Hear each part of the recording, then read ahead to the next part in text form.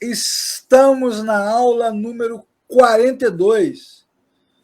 42 do estudo 42 do Evangelho de João. Se você não assistiu às outras aulas, né, a pessoa entra aqui hoje, né, pela primeira vez, e fala assim, meu Deus! Ih, que negócio novo! Que negócio legal novo! Aula 42! E agora? E agora você tem aí 41 vídeos para assistir pausadamente, estudo exaustivo, texto por texto, muitas vezes, algumas vezes e muitas vezes, versículo por versículo, passagem por passagem, recortes, assuntos paralelos, debates, tudo o que você quiser você encontra aqui no Estudo Bíblico do Evangelho de João, e hoje falaremos sobre o contraste. Esta imagem que você está vendo aí é um quadro famosíssimo, é o quadro clássico barroco de Caravaggio.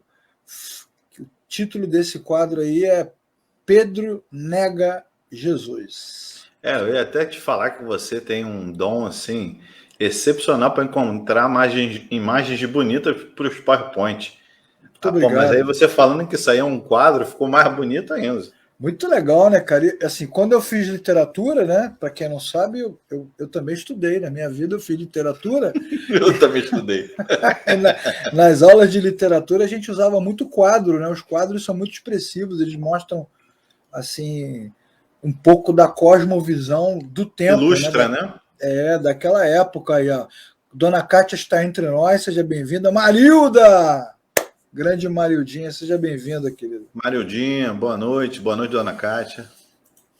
É muito legal, cara, porque esse momento do texto, ó, o Marco falou que compartilhou lá no Evangelho Negociável. Valeu, Marcão. Show, valeu, Marco. Esse momento do texto é o momento em que João, mais uma vez, aplica o seu principal método, que é o método do contraste. Quem está estudando com a gente, né, Davi, sabe que o capítulo começa com a traição de Judas. Jesus anunciando, alguém me trairá, quem vai trair? É o Leclerc? É o Davi? Quem vai trair? É Judas. Ele começa o capítulo com a traição de Judas e termina o capítulo com o anúncio de uma nova traição mais inesperada. Isso que é um twist, né, Davi? Um plot twist. A virada louca. Pedro também vai negar Jesus. O capítulo termina com essa frase. E agora que eu já dei o spoiler, acabou a aula. Tchau, gente. Boa noite. Vamos ler, Davi. João 13, do versículo 31 ao versículo 38. Tá bom? A gente vai ler a versão a NVI. Depois que Judas saiu, Jesus disse: agora o Filho do Homem é glorificado e Deus é glorificado nele. Se Deus é glorificado nele, Deus também glorificará o Filho nele mesmo, e o glorificará em breve. Meus filhinhos, vou estar com vocês apenas mais um pouco. Vocês procurarão por mim e, como eu disse aos judeus, agora lhes digo: para onde eu vou, vocês não podem ir. Um novo mandamento lhes dou: amem-se uns aos outros como eu os amei. Vocês devem amar-se uns aos outros. Com isso, todos saberão que vocês são os meus discípulos, se vocês se amarem uns aos outros. Simão Pedro lhe perguntou: Senhor, para onde vais? E Jesus respondeu: para onde eu vou, você não pode me seguir agora, mas me seguirão mais tarde. Pedro perguntou: Senhor, por que não posso seguir-te agora? Darei a minha vida por ti. Então Jesus respondeu: você dará a vida por mim? Asseguro-lhes que, antes que o galo cante, você me negará 3 vezes. Aí pronto, Jesus deu logo o spoiler, né? Final da história e terminou com esse contraste. Já falamos sobre isso muitas vezes aqui, Davi. Sim. Que o Evangelho de João tem essa característica, né? Noite e dia, luz e trevas, e aí já fizemos essa comparação uma vez entre Judas e Maria no mesmo capítulo, na mesma cena, lembra? Sim. Né?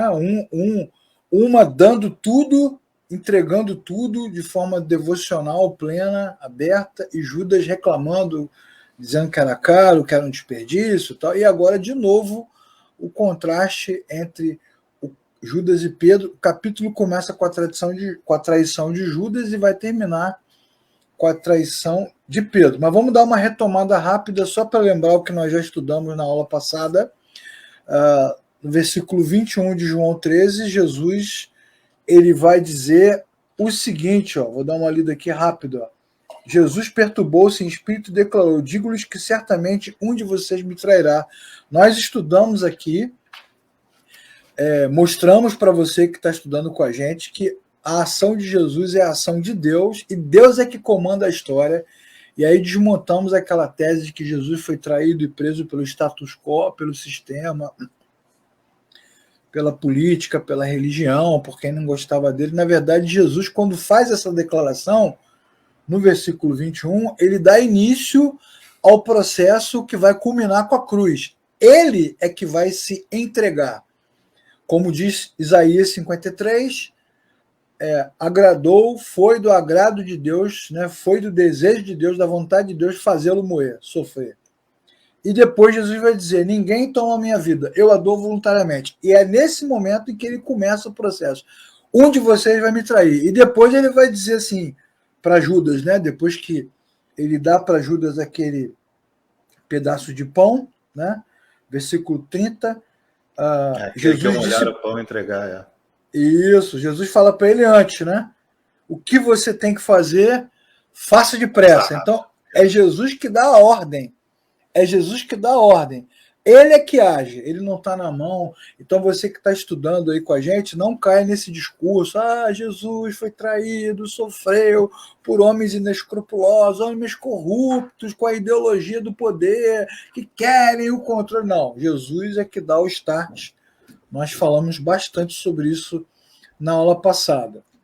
Outra coisa que a gente viu é que Jesus também é 100% Deus, porque controla tudo, e 100% humano. O texto diz que ele se perturbou, né? Ele está sofrendo, Faz parte do projeto de Deus que isso aconteça. Ele está ali para isso, mas ele está sofrendo, porque um ser humano normal sente, sofre e cumpre aquilo que tem que fazer. E aí nós vimos, né, na mesma passagem, o próprio João, que começa o seu evangelho dizendo que o verbo virou gente e habitou entre nós, na mesma passagem ele está mostrando isso. Um Cristo que comanda o tempo, que comanda as ações do inimigo, o que detona também essas hipóteses religiosas de tantas igrejas que pregam uma dicotomia, né? Deus de um lado e o inimigo do outro, lutando pelo controle. Jesus controla o inimigo, controla o tempo e sofre ao mesmo tempo na sua humanidade. Falamos bastante sobre esse tema também. É um tema bem interessante. E aí, culminou o texto, a passagem, com a entrada, né? Satanás entrou em Judas, 27. Versículo 27. Dissemos aqui na aula, ao contrário do que muitos dizem, Judas não ficou possesso, né?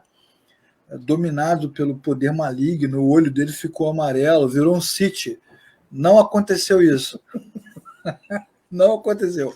Na verdade, né, já lemos ali no versículo 2, está aqui na tela, que ele estava sendo induzido, né? Sendo induzido, porque já tínhamos visto lá no capítulo anterior, na cena de Maria, que ele tinha o coração inclinado para o mal, né?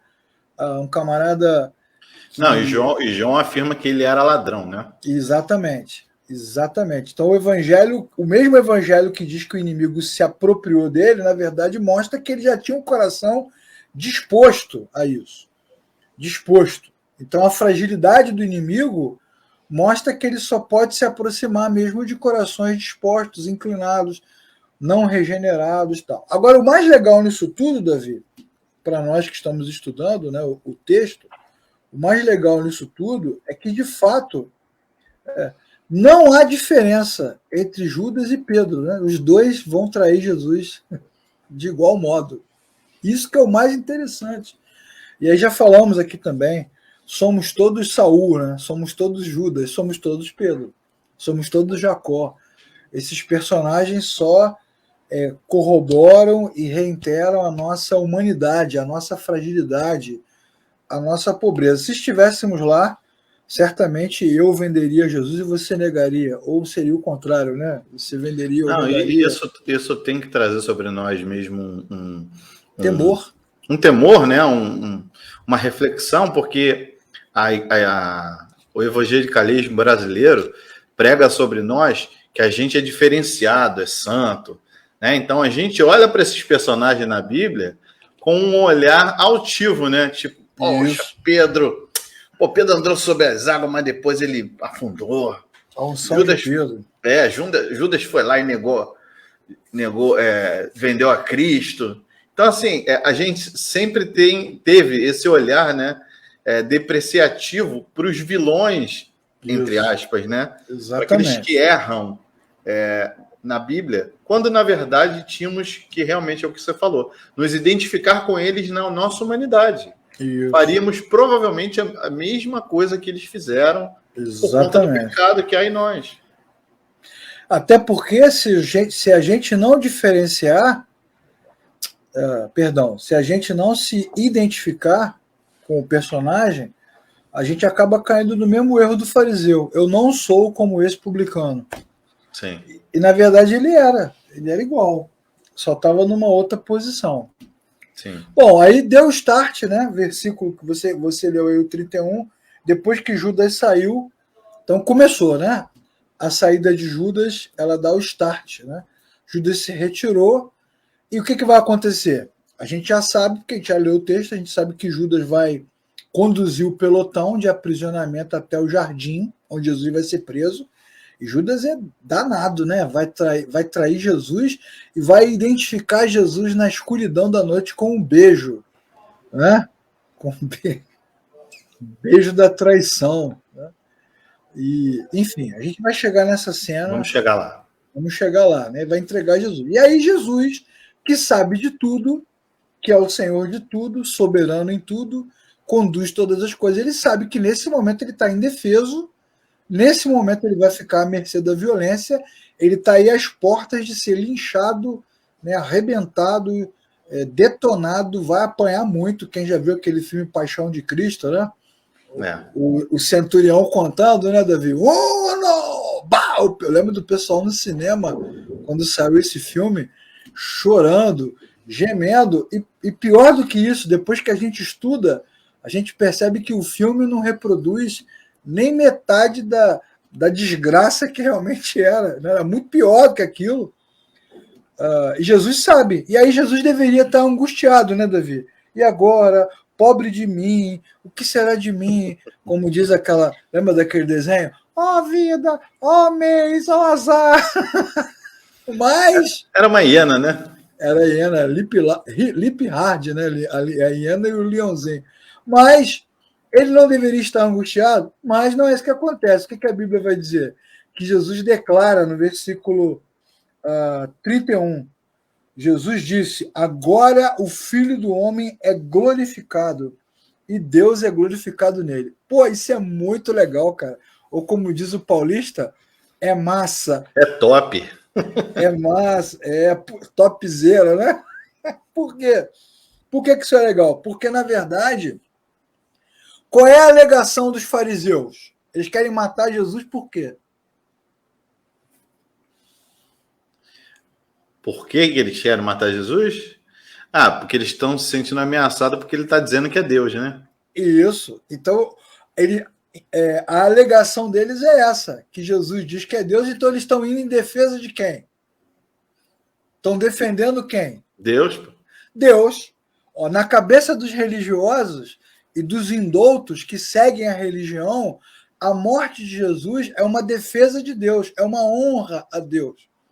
O que vai lembrar também uma passagem bíblica onde o apóstolo Paulo diz que quando matava cristãos, antes de se converter ao cristianismo, quando ele, fariseu, matava cristãos, ele entendia que estava preservando Deus, amando a Deus. E quando você percebe...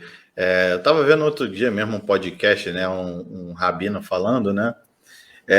Não, porque só há um Deus, né? eles enchem a boca para dizer que não há trindade, não há representações de Deus, não. Só há um Deus. Então, assim, para deixar bem claro que Jesus nunca foi Deus. Exatamente. Olha só que interessante, né? Os caras estão achando que essa morte aí que vem tá certa, né? Eles já planejaram, já decidiram isso no dia que Lázaro ressuscitou. Lembra? Nós demos essa aula aqui. Ele tem que morrer. Tadinho do Lázaro, né? Também tá na mira. E eles decidiram, então eles entendem que essa morte ela envergonha Jesus e exalta Deus. Mas é o contrário. O que Jesus está dizendo? Que agora Deus será glorificado nesta morte. A morte o glorifica. E não no sentido de condenação, mas no sentido de aprovação. Então é o contrário. Olha como é que a religião, se você não tiver o cuidado de ler a Bíblia, se você não nasceu de novo, se você não anda com seus irmãos, olha só, a religião às vezes tem o poder de conduzir o homem para uma direção contrária, na contramão do que Deus está fazendo. Ok? Isso é muito legal no texto, a maneira como Jesus se posiciona, dizendo, né? E fala para os discípulos que essa glorificação que vai acontecer, ela não vai demorar, ela é em breve, versículo 32. Ó. Deus é glorificado nele, também glorificará o Filho nele mesmo e o glorificará em breve. Em breve. Ou seja, toda essa questão que envolve o tempo já está resolvida. Sim. Até porque nós que somos seres humanos, né, Davi? E você que está aí assistindo, né? Sabe que quando a gente está sofrendo, a impressão que dá é que o tempo nunca passa, né, cara? Verdade. Que o sofrimento nunca termina, né? Que a dor nunca cessa, que a lágrima nunca para. Essa é a impressão que a gente tem. Os minutos que virão de tortura, de açoite, de crucificação, aquela caminhada que Jesus faz segurando a cruz, isso é uma eternidade. A dor dos discípulos, né? Os discípulos andando no caminho de Emaús, conversando, sentindo a dor, isso é uma eternidade. Jesus está dizendo isso, não é tranquilo. O que também lembra uma outra passagem, né? Que diz que nós estamos vivendo aqui, mas toda essa vida que a gente tem é breve, é rápida, logo vai passar. Olha Sim. só, isso é um sentimento que só existe no coração daqueles que nasceram de novo, porque é uma expressão, é uma constatação que vem do próprio Deus para o nosso coração. Então Jesus ele olha o tempo inversamente de como nós olhamos. Não nessa perspectiva que a gente tem. Jesus tem uma outra maneira de pensar. Por quê? Porque ele é Deus, e Deus é atemporal, está acima do tempo. O que vai nos levar a uma outra passagem, né, Davi? Vou pedir para você ler para a gente aí, segunda epístola de Pedro, capítulo 3, versículos 8 e 9. Não se esqueçam disto, ambos. Não se esqueçam disto, amados. Para o Senhor um dia é como 1000 anos, e 1000 anos como um dia. O Senhor não demora em cumprir a sua promessa, como julgam alguns. Pelo contrário, ele é paciente com vocês e não querendo que ninguém pereça, mas que todos cheguem ao arrependimento. Isso. Então é tudo muito assim, pensando com essa perspectiva atemporal, é tudo rápido, né? O Cordeiro de Deus foi morto antes da fundação do mundo. Já aconteceu. Ele está dizendo que vai ser rápido, que em breve ele vai estar com os discípulos ali e vai estar tudo resolvido. E a mesma perspectiva nós temos com relação à volta de Jesus, que em breve virá. Inclusive, até aproveitar para fazer uma correção aqui, né, Davi, que é uma frase comum nas igrejas, nos lábios dos cristãos. Jesus está voltando. Parece até que Jesus está andando já há 2000 anos, andando uma estrada, nesta longa estrada da vida, vou andando e não posso parar. Jesus está voltando. Jesus não está voltando, Jesus voltará. Jesus voltará. Na hora certa, no momento certo, o que para Deus pode ser breve, para nós parece que demora. Inclusive, quando Pedro fala sobre isso, aí, Pedro, o mesmo personagem, tá vendo? Já com uma outra perspectiva, quando escreve, ele vai dizer o seguinte: Deus não demora a realizar suas promessas, ainda que muitos a tenham por tardia, porque para Deus é outra perspectiva. Então, isso é legal porque nos dá esperança, nos dá também paz com relação às ações de Deus e tira da nossa cabeça: Jesus está voltando. Choveu, Jesus está voltando. Não tem água, Jesus está voltando. Teve terremoto, Jesus está voltando. Ataque terrorista, Jesus está... Não, Jesus está voltando, não. Jesus voltará. Na hora certa, no momento certo. Mantém aí. Mas é o nosso. É a nossa. Fé. Na verdade, é o nosso defeito, né, de ser humano, de querer controlar tudo, né? Então a gente acaba fazendo conta, imaginando que e por conta dos cataclismas, por causa dos vulcões, os maremotos, as pestes, as guerras, a gente já olha para a passagem bíblica e quer determinar uma data que Jesus vai voltar. Mas ninguém sabe. Voltará, né? Voltará. Nada de voltando, né? Voltando, tá vindo, tá chegando, não vai chegar. Na hora certa. Enfim. Bom, dito isso, né? Judas foi liberado, já saiu, está pronto para começar o momento de redenção. Então, o que Jesus vai fazer agora? Vai se despedir claramente. Para onde eu vou, vocês não podem ir. A frase pesada, né? Forte, né? É óbvio que isso vai causar uma tristeza, né? Vai causar uma tristeza nos discípulos. Tanto é verdade que causa tristeza. Leclerc, você tá conjecturando, né? Você está imaginando que... Não estou imaginando, porque no capítulo seguinte, que é a nossa próxima aula, Jesus começa dizendo: não se turbe o vosso coração. Por quê? Porque os caras ficaram abalados com as revelações de traição, de separação e de despedida. Ele se despede dos discípulos. Sim. Mas ele se despede dos discípulos retomando toda aquela história do lava-pés, do serviço, da ceia, se colocando como exemplo. Ele se despede dessa forma e dá para eles um novo mandamento. Lê para a gente aí, Davi, o versículo 34. João 13, 34, o novo mandamento que ele dá. Um novo mandamento lhes dou: amem-se uns aos outros, como eu os amei, vocês devem amar-se uns aos outros. Então, o que será deles sem Jesus, né? Como eles poderão viver sem a presença do Mestre, se o Mestre vai embora? E é assim que eles estão no caminho de Emaús, lembra da passagem? A gente vai chegar nela depois, né? Os caras tristes, indo embora, depois que Jesus morre, é sepultado, acabou. A Bíblia diz que depois que Jesus morre e é sepultado, cada um vai viver sua vida. Será? Muitos tentam voltar para a vida antiga, né? Tem um retrocesso, né? Só que quando Jesus faz essa declaração, e essa declaração é feita antes da sua prisão, ele quer dizer o quê? Que eles não estão abandonados, né? Que, na verdade, eles têm uns aos outros. Sim. E esse companheirismo, essa ajuda, essa alegria, esse apoio, será importante para que eles continuem. Tem uma palestra que nós fizemos lá na Verdade e Graça, sobre Davi e Jonatas, que fala sobre esse tema, a amizade, a comunhão como uma ferramenta de Deus para sustentar as pessoas no momento de tribulação.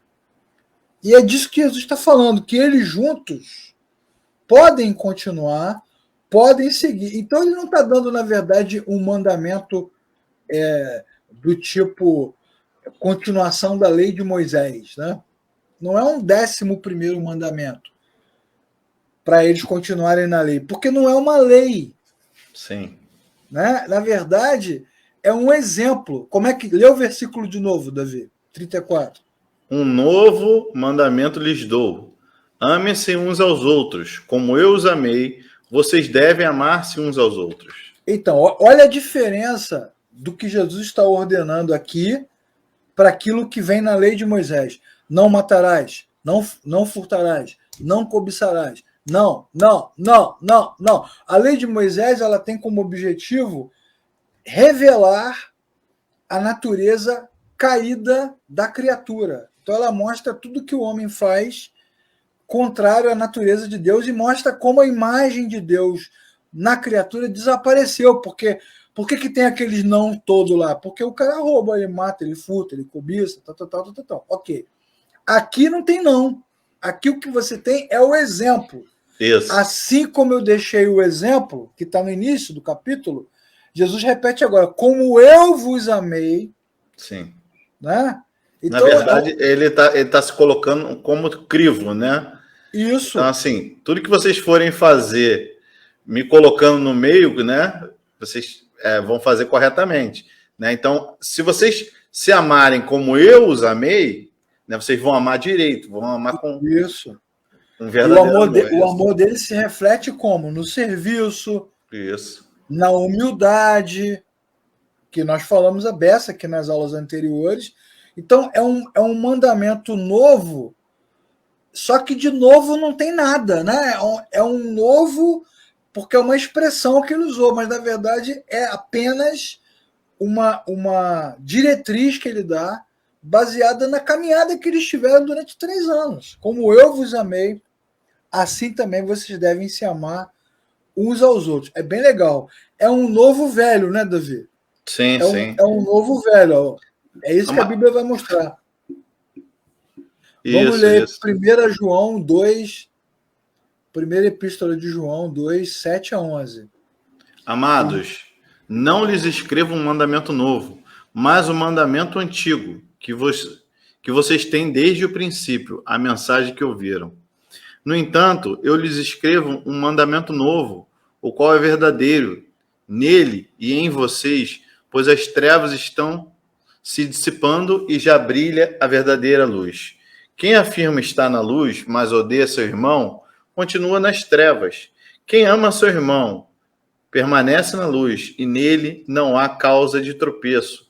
Mas quem odeia seu irmão está nas trevas, e anda nas trevas. Não sabe para onde vai, porque as trevas o cegam. Isso aí. De novo, ó, luz e trevas, noite e dia.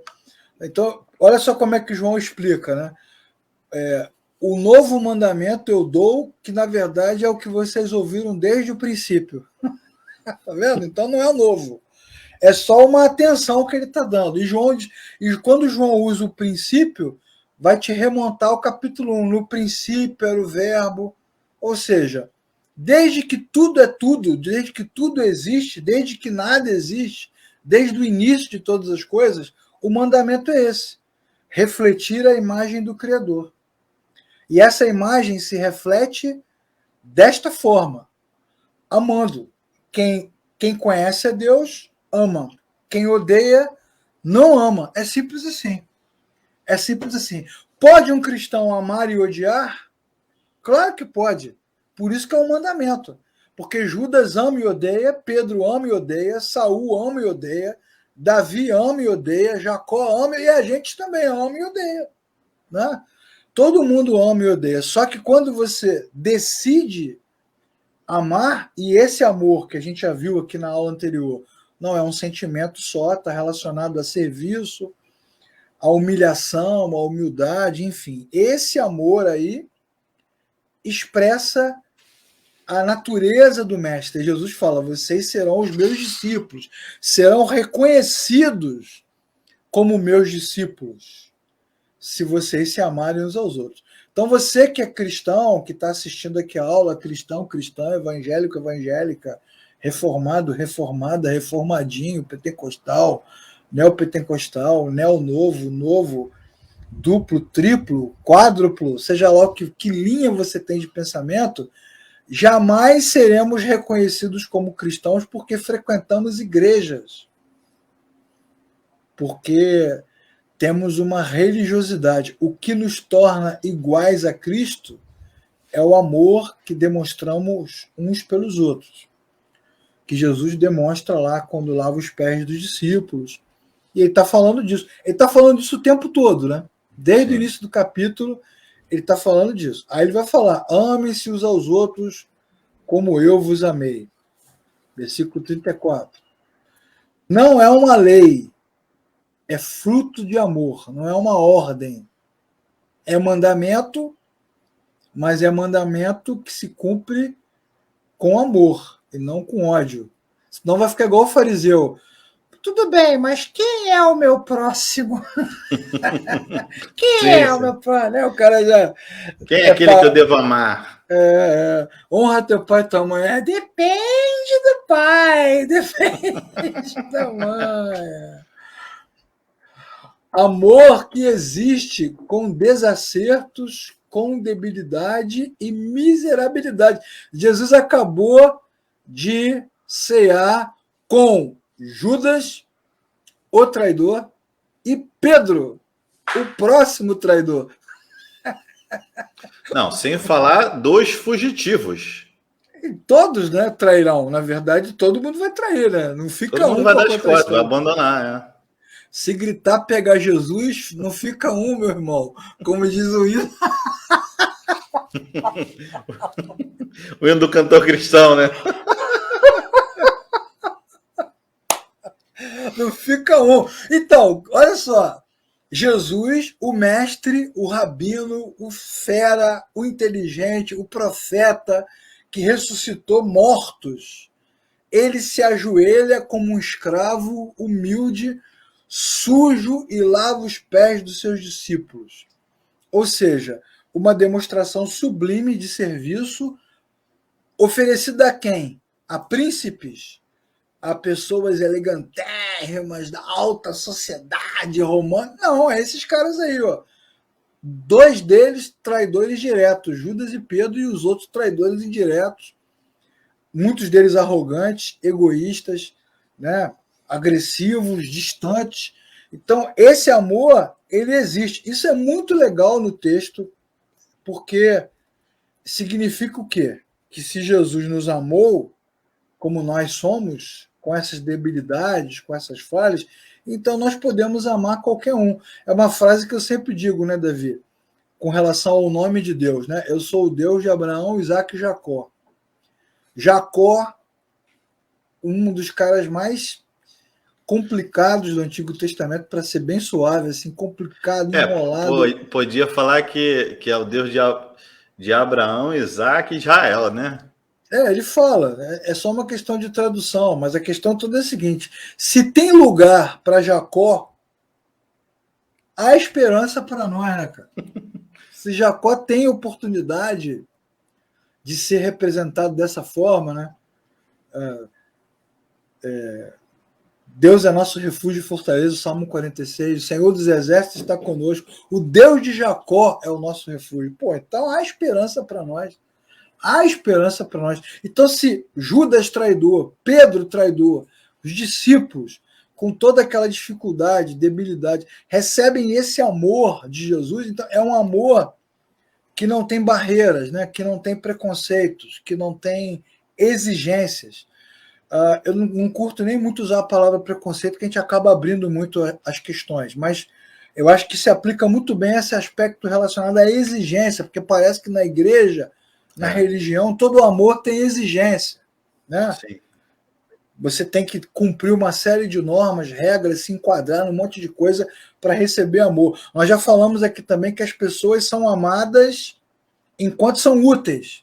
Sim. Né? Enquanto estão ali tocando, trabalhando, servindo, pregando, depois que o cara tem um problema, tropeça, uma fraqueza, uma dificuldade, se afasta, ele não é nem lembrado, nunca mais é visitado, seu nome sequer é mencionado. Né? Fica igual o Lord Voldemort, aquele cujo nome não se pode falar. Não fale esse nome. O cara não é nem citado. Né? Então, é um amor falso. O amor religioso do século XXI, e é óbvio que a gente não vai generalizar, porque tem muita gente que é piedosa, né? Mas os piedosos são sempre os 7.000 joelhos que não se dobraram, que estão escondidos em algum lugar. No geral, é um amor falso, né? Um amor hipócrita, que exige, que pede favores, né? que exige trabalho, dedicação. E por causa disso, Davi, a gente acaba levando isso também para as nossas relações, né? De casamento, de família, de amizade. A gente quer dar amor para quem retribui. A gente quer reciprocidade. A reciprocidade é necessária, ela é importante, mas a reciprocidade só vale na meia-culpa. Ou seja, cada um de nós olha para si mesmo para oferecer reciprocidade e não para Sim. exigir reciprocidade. Verdade. Não é? Porque a reciprocidade é importantíssima. Como é que a gente vai viver sem reciprocidade, né? Como é que eu vou ser seu amigo só numa mão de ida e não tem amizade na volta? Mas só que a reciprocidade a gente dá. Se você der reciprocidade e eu também, haverá reciprocidade entre nós, mas não é para ser exigida, porque o amor de Cristo pelos seus discípulos ele é incondicional. E, obviamente, né, Davi, isso só pode ser compreendido por quem nasceu de novo, né, cara? Por quem tem o coração regenerado. Senão fica só teoria, né? Sim. Vira palestra. Tanto que aquele que nasceu de novo nem fica muito na expectativa de uma reciprocidade mesmo. Né? Ele vai fazer, vai amar, vai se doar. Se não voltar nada, ele tá bem com isso. Pois né? Porque cara. Ele tá bem desenvolvido, resolvido com Deus, né?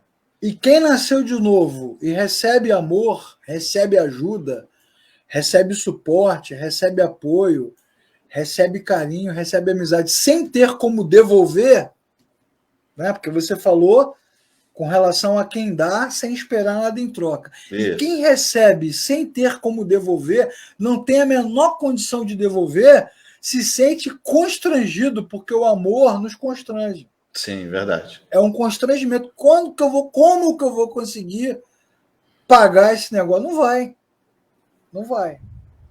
Então isso é legal.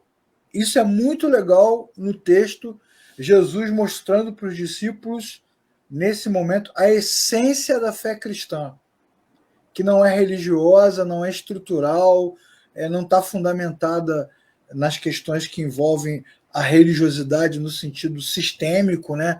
Templo, culto, forma, cor, teologia também, né? A fé cristã ela é existencial. Ela tem a ver com isso, com relações, né? Com cuidado, com carinho. Beleza. Um discurso belíssimo de Jesus, um momento de tristeza, de quebrantamento. Aí eu te pergunto, Davi, pergunto para você e pergunto para quem está nos assistindo. Pedro está prestando atenção? Tá, não. Cara, somos nós, né, cara? Pedro nos representa. Jesus falando de amor, de cuidar um do outro, de ter... Eu não sei se você já teve a experiência de assistir um episódio dos Simpsons, onde eles mostram o cachorro, né, que é o ajudante Papai Noel, ouvindo Homer falar, né? Aí ele fala, Bloves, Bloves, Bloves, senta. Ele só entende essa parte. Bloves, Bloves, Bloves, comida. Então, assim, Pedro, nessa situação, tá assim, Jesus está falando coisas lindas. Aí, Pedro, Blove, Blove, Bloves, vocês não podem ir comigo. Cara, somos nós, né, cara? O cara vai pregar domingo lá, prepara a palavra, horas e horas, ele falando, mas o cara tá com a cabeça em outro lugar. Você, não. Aí depois que o cara prega 2 horas, domingo que vem não vai ter culto?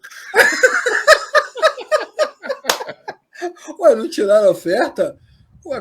Não, o cara falou, cadê fulano de tal? O irmão não veio? Às vezes eu tô dando aula aqui na remota, né? Tô falando, aí acabou com o cara assim, professor, assim, oi, o senhor já deu a nota?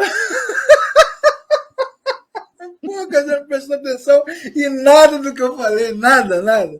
Pedro só quer saber o seguinte, para onde vais? Ele tá totalmente over, cara. A mãozinha do Pedro aí, ó. Pô, cara, é Pedro e Maria, né, cara? Maria ali Pedro e Judas, né? Maria ali derramando perfume, chorando, Lázaro presente, quebrantamento, tal. Aí Judas falou assim: pô, mas vai quebrar esse vaso aí, vai jogar fora o perfume. Aleatório. É a unção do aleatório. Aí Pedro, para onde vais? Olha só, cara. Você vê que eu olho para esses textos, cara. Quando eu era mais novo, há muitos séculos atrás, a gente criticava, né, Pedro, não sei. Hoje eu olho para ele e falo assim, sou eu, cara, eu faria a mesma coisa ali. Para onde vais? É o que Pedro pergunta. E Jesus responde, não interessa. Jesus dá muita patada em Pedro. Não te interessa, não quero saber, né? Para onde eu vou, vocês não podem me seguir agora. É o que ele diz. Muito legal, cara. Muito legal. Depois ele vai falar, né? Para outro discípulo. É bem legal, cara. Jesus trata com um de cada vez, né? Mestre, não sabemos para onde vai. Como poderemos te seguir? Outro discípulo. Você vê que é uma outra pergunta, com outro coração. Jesus, rapaz, eu sou o caminho, a verdade e a vida. Fica tranquilo. Para Pedro, ele falou assim, não interessa. Essa resposta está inacessível. Aí Pedro responde, porque, na verdade, o Senhor Jesus, né, que é Jesus, sabe de tudo, está conduzindo a conversa. Você vê o que está na cabeça de Pedro, né? Por que eu não posso ir? Por que eu não posso ir? Eu darei a minha vida por ti. Rapaz, que narrativa, né? É o mundo das narrativas. Somos Pedro nós, era cara. socialista. Somos nós, né, cara? Me lembra até aquelas ministrações de louvor, né? Aproveite este momento e fale palavras de amor para o Senhor. Já fizemos muito isso, né, Davi? Fale palavras de amor, diga coisas importantes. Mestre, eu te amo, eu te quero. Ok. Eu daria a minha vida por ti. Cara, a resposta de Jesus é muito interessante. Abro mão da minha vida por ti. Rapaz. Cara, essa música é pesada, né, cara? Demais. Abro mão dos meus sonhos. E das minhas vontades, das minhas riquezas, abro mão. Cara, pesado, né? Pesado demais. O que mostra a arrogância humana, né? Ah, sim. O homem quebrantado, né? A quem Deus não resiste, porque Deus resiste ao coração soberbo. Mas o homem quebrantado é o publicano. Ser propício a mim, pecador. O cara nem levantava a cabeça. É outra pegada, né? É o soldado romano que, quando Jesus se aproxima da casa dele, ele sai de casa, vai lá fora, diz, por favor, não entre na minha casa, não sou digno. É um outro olhar, né? Sim. É a mulher, Jesus ajoelhado, a mulher enxugando os seus pés. Esse é o homem, por isso que Jesus fala para Marta, você tá reclamando da sua irmã, mas ela escolheu o melhor lugar. E isso não será tirado dela. Então, Pedro, isso é muito legal, cara. A história é sobre Jesus, ok? É dele a história, ele está no centro da história, é o plano de redenção sendo levado em curso, e Jesus está apacentando Pedro. Pedro está em processo de humilhação, somos nós. Jesus está cuidando dele, para que ele seja regenerado, para que ele seja transformado. Domingo, inclusive, nós falamos sobre isso. A preleção de domingo está disponível no canal. O Espírito de Deus, né, nos torna homens e mulheres semelhantes a Cristo, segundo a sua imagem, de glória em glória. Opera em nós, ou seja, a cada dia, sim, Deus vai nos reconstruindo, reformando, mudando, para que a gente seja transformado. E Pedro fala no versículo 37, né? Senhor, por que não posso seguir-te? Daria a minha vida por ti. A resposta de Jesus, cara, inacreditável. Ele falou assim, você dará a vida por mim? Eu quase consigo ouvir o tom. Quase ouço. Você dará a vida por mim. Ah, qual é, Pedro? Você me negará. Cara, você me negará. Traição, né, cara? Isso é traição, né? Sim, Traição sim. pesada, né? Eu não sei, eu não consigo medir, né? Judas vende Jesus por uma informação, ele diz onde Jesus estaria, mas porque Judas gosta de dinheiro. E o Evangelho já revelou isso antes. Que ele era Sim. ladrão, que ele metia a mão na bolsa, ele gosta de dinheiro. É a pegada dele. E Pedro nega por quê? É o sentido de autopreservação. Sem É medo. aquele versículo, né? Farinha pouca, meu pirão primeiro. Você conhece? Nada, nunca vi na minha vida. Não, mas você fala igual a eles. No quadro, né? No quadro de Caravaggio, que abre aqui a nossa aula, que nós falamos sobre ele, tá a mulher apontando para ele, ó. Que é ele aqui, ó. Aqui, ele. E o soldado assim, é você? Aí Pedro assim.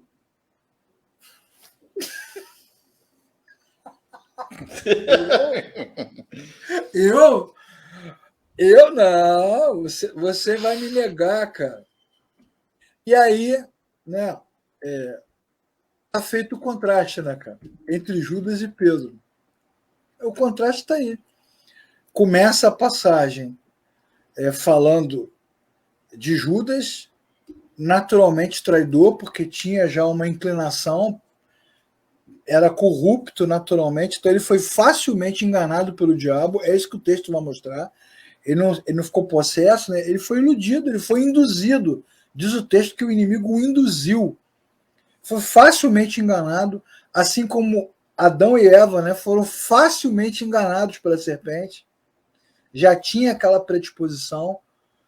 Saul foi facilmente enganado pela feiticeira, já tinha aquela disposição. Sansão foi facilmente enganado por Dalila.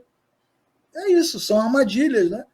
Os inimigos vão colocando armadilha que vão pegando corações. Só que Pedro, valente, corajoso, intrépido, incrível, bom pra caramba, também é um homem pecador, egoísta e também vai trair Jesus num outro momento, de outra forma, mas vai trair do mesmo jeito. Então, o que essa passagem vai nos mostrar?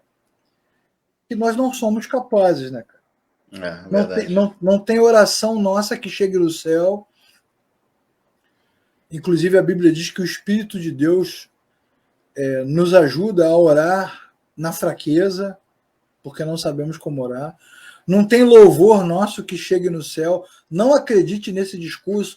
Agora a terra vai... O chão vai tremer. O cara adora essa música. O céu vai se abrir, né? Não acredite nisso, essa coisa do louvor que sobe no céu. O nosso louvor não passa do teto. O nosso amor mais puro é egoísta. Né? O nosso abraço mais verdadeiro é falso, a nossa santidade mais doída é impura, nós não somos capazes. Então, tanto a história de Judas, como a história de Pedro, como toda essa situação que está acontecendo, isso tudo vai revelar o quê? Vai revelar a graça de Deus, né? Como Sim. Deus é gracioso, como Deus ama o homem, sendo ele pecador. Por isso, o nosso culto, nesse sentido, entendendo como essa aula acontece, como esse capítulo se desenvolve, nosso culto fica mais leve, né, Davi? Porque o que poderíamos fazer, o que poderíamos dar a Deus que o agradaria, que seria suficiente, né, que mudaria a nossa realidade? Se Jesus, o nosso Senhor, decidiu amar homens como Pedro, como Judas, como tantos outros. Então, o que o texto vai mostrar é que nós não somos capazes. Então, não é uma história sobre discípulos. É uma história sobre Jesus.